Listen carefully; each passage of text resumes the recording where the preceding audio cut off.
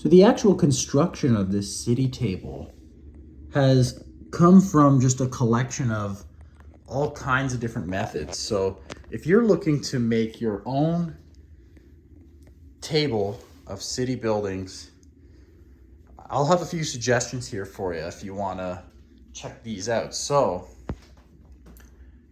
I've been in this hobby for over 15 years at this point, so I know a lot of different ways. I've gotten into 3D printing in the last couple of years now, so that's a huge asset to this hobby, 100%.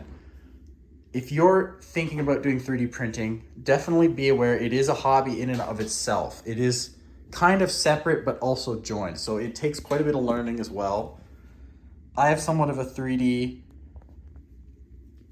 animation modeling background, so I'm already familiar with some of the software you can use to design your own stuff. But in this case, I did use a lot of files that were already available. So just to give you an example, this building, all scratch built, but also partly with 3D printed pieces, and then a few just extra bits from Games Workshop kits mixed on there. So the actual basic construction of the building, foam board from the dollar store, nothing fancy, 2 layers. Okay, we got the actual little frame things here. These are just popsicle sticks. Got extra ladder piece. These are all the foam board things here. And then for the windows, 3D printed design. The actual window part is from Thingiverse. I don't remember the designer exactly. I found these columns on Thingiverse too. But the frame around it is something I made in Blender personally, just to cover up because I had to use a knife to cut through the foam. It got a bit messy, so it's covering up that cutting job. A couple of pieces here, Games Workshop, right? So there's quite a mixture going on. Games Workshop pieces up here too. Highly recommend Eric's Hobby Workshop. If you've never seen him on YouTube, that's kind of where the idea for these came from. Of a mixing between scratch built and 3D printed pieces. Very great channel. The guy's like super relaxing voice, and combination of that and really just great tutorials that are easy to follow and genuinely entertaining. I highly recommend his channel. So that's where these buildings are inspired from. Definitely check out his channel. He actually even uses these windows. That's where I got the actual window pieces for him, is from his channel. So yeah, here's the link to the thing to the Thingiverse file, I believe, in his description of this video for that. So that's where this is coming from. They also have wood board bases. It's nice to have them with bases because gameplay wise, you have a nice border, makes it very clear when the pieces are in or out of the terrain, right? Versus if you have a piece like this and it's this way, you know, it looks good because it blends in with the table better in a way, but it's also, okay, well, where does it start and end? I guess you could do a triangle, you could do a square, but having it with a clear border is genuinely very handy. So highly recommend having a base, and just it makes it bottom heavy. So if you're moving models from floor to floor and like you don't want the whole thing wobbling and that things fall over, like it's just good to have that sturdy foundation. Highly recommend that 100%. So that is definitely a more time-consuming, involved method. It takes quite a bit of learning on that, but it really isn't hard once you just get going, you know. So that's where these are coming from. Really great option are these. Okay, so this building here, this one here, and this red one. Obviously, they have a few Games Workshop pieces, these lanterns, you know, these support pieces. I airbrushed some lighting effects on those.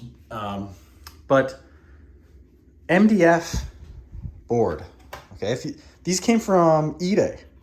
I think they're about $20 US per building, which is pretty good. I mean, like the Games Workshop kits are really nice. They're high quality, but they can really get up there in terms of racking up the cost. So if you want to save some money, like these are pretty solid choices. I did add Games Workshop bits to these so that it's a bit more detailed, a bit more it matches more with the general aesthetic that way.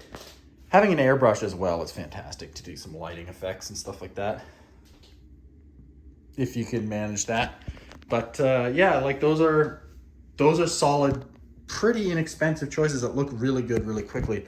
And I love these buildings. If you're doing what we talked about last video, the transport rules, embarking, disembarking, battlements, fire points, you can have dudes embarked inside. There's more than one level too, so you can have guys in here.